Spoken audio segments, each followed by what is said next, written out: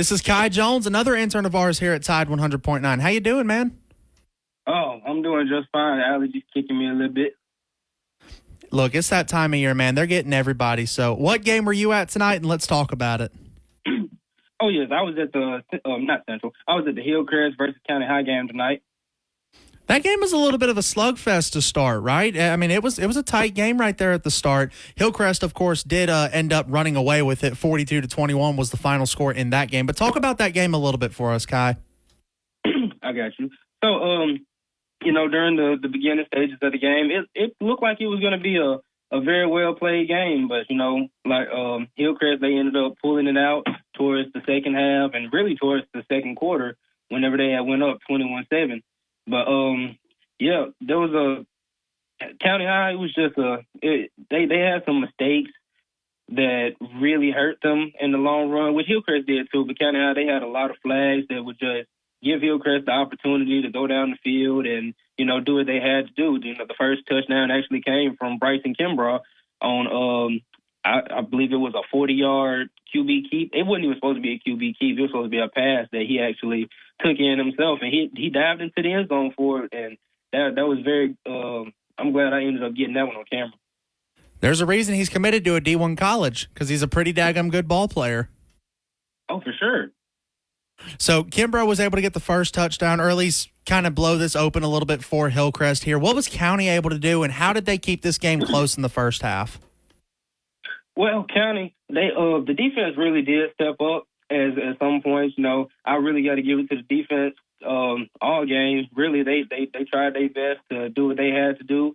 County, they ended up throwing a pick in the end zone on their first drive, to which Hillcrest responded with the sophomore running back, Richie, Christian Richie. He ended up taking it down the field to actually set up Hillcrest for that touchdown that they got.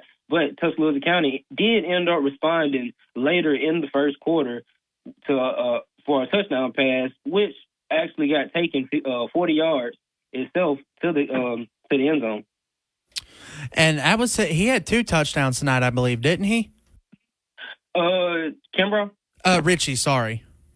Yes, Richie did have 2 touchdowns tonight. He one of the touchdowns that he had that I was able to see, I think I missed the other touchdown, but the first one came from, I believe it was a 30-yard run.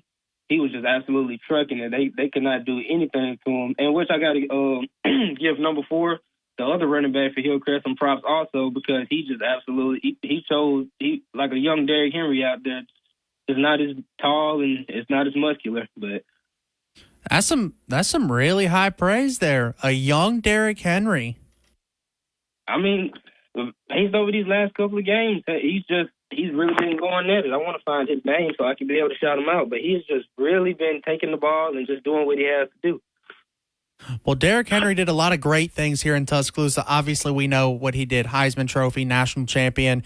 If this young running back can even be close to what Derrick Henry was, maybe not necessarily at the University of Alabama, but even at the high school level, he's got a very bright future ahead of him playing ball. Oh, very much so. And I actually found his name. Shout out to Jacoby Harris, number 4 for Hillcrest. And you did a great job tonight. The whole Hillcrest team did a great job. It took Kimbrough a little bit to get into his groove. He had a lot of incomplete passes that were just over the heads of their receivers and, during the first half. But they ended up getting corrected. And like I said, during the Hillcrest and I believe it was Hewitt-Trussville game, that Hillcrest needs to work on using Bryson Kimbrough's legs just a little bit more. And ever since then, it's been working out for him. Absolutely. And now, as media members, all right, we can talk about officiating and not get fined. The exact words Kai used in our sports group, in our staff group chat, was these officials have been taking notes from SEC officials and the amount of flags that they're throwing. So talk about the officiating a little bit tonight. Oh, yeah. So the officiating, it was very, very iffy, in my opinion. I will say that I have probably seen some worse officiating, in some games like this. But it was just very uncalled for, some of the stuff that was going on. It takes forever for them to actually – it's like they didn't even really know what the flag was that they threw. It was hard to watch, really. And you hate to see that. You hate to see officials make it about themselves. And if it's legit penalties, hey, call it. I got no problem if they're legit penalties. But if it went the way it sounds like it did, where they're throwing the flag and then they really don't know why they threw the flag, all right, y'all, let's pick this thing up and let's play some ball. Let's, let the boys play a little bit. Let the guys play it out some. And, as somebody who's watched football many, many years, all growing up and everything as well, I like to watch. I like to let them play it out a little bit. I like when the officials kind of let them get a little physical, get a little chippy, but obviously don't take it too far. Oh, for sure. And I'm the same way when I'm watching football. Of course, as an official, you're not going to get every call, and you're not going to, every call that you make is not going to be correctly, but that's just how the game goes. But it's just in this instance, it just seems like none of the officiating crew is ever just on the same page when it came to certain calls and everything, which they did make some very good calls, just like early in the game when County High had to actually punt the ball off. Hillcrest came in and they roughed the kicker. So they made the great call there, had given the ball back to Tuscaloosa County, but, County just couldn't capitalize on that one. And now Hillcrest, obviously, again, they got the 42-21 victory tonight. They're mathematically still alive in the playoff hunt. However, to keep those hopes alive beyond next week, they got to beat the Thompson Warriors, who nobody's beaten Thompson unless your name is Clay Chalkville or Central Phoenix City. And the players that beat Thompson last year, Jalen Mbakwe, is currently wearing number 9 in crimson here in Tuscaloosa, technically in Nashville right now. And the other one is wearing number 8. Or the guy for Central Phoenix that helped them defeat Thompson in the state championship game is currently wearing number 8 in blue and orange in Auburn, Alabama. So obviously you need some big-time players, some big-time guys to step up and really make their appearance known if you've got a chance to beat Thompson High School. Who are some of the guys that you would probably keep an eye out for if Hillcrest is able to pull this off next week? For Hillcrest team?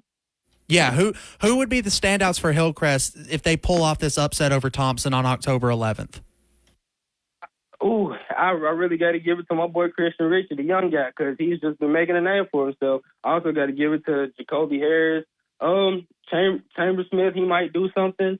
He was getting a lot of, being that he was a part of the Wildcats team before, he was getting a lot of flack on him tonight, but they all kind of them 3 guys did show up and do what they had to do for the most part. So if they're able to pull this win off against Thompson next week, I'm really looking for those 3 guys to really make the biggest impact in the game. And what are some of the things that they did well tonight that they're going to be able to take into next week against the Warriors? Oh, okay. So you really can't, like I said, you can't stop Richie. It's going to take a minute to get him down. It's going to take a couple guys, given their stature. For when it comes to Jacoby, he has that dog mentality in him. So he no matter what the play was, he was always going to be in his spot. He was going to be ready to go, and he was ready to execute and get it done. When it came to Chamber Smith, like I said, there was not too many chances thrown to his way. But even in then, evaluating a wide receiver and what he does just not having the ball also says something about what type of player he is, and he does just that. He actually gets into the play, gets it done, even if the ball's not coming to him. And that's what you're going to need, especially if you're going to pull off an upset over a Thompson High School team. Kai, let everybody know where they can find your content. I believe you said you were writing 2 stories tonight, so you've got a lot of content coming out over the next couple of days because you'll help us a little bit with Bama and Vanderbilt tomorrow as well. Kai's actually also going to be helping produce the Alabama-Vanderbilt game for us as well. So if you're listening to the game, be sure to thank Kai Jones for his effort in helping us get that on the air. Oh, for sure. You can catch me on Tide 100.9. I'm still trying to put some things together. I want to get some film from games and make a little YouTube compiling some of the Alabama high school sports. But Tide 100.9, you can find me at Kai Jones. I will have 2 stories out tonight, Hillcrest and Tuscaloosa County. The Hillcrest story is already done. That's being uploaded right now, Wyatt. So definitely be on the lookout for those. Kai, thank you so much for calling in, man. I appreciate you, and I'll see you bright and early tomorrow morning. Oh, for sure. See you, Watt.